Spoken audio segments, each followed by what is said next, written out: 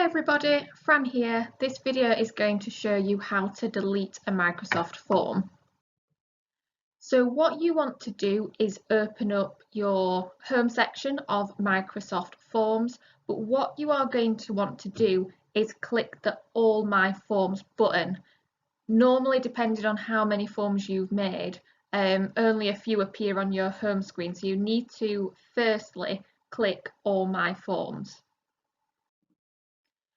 From there, a similar screen will come up to the one previous, but it will have all of the Microsoft forms you have created.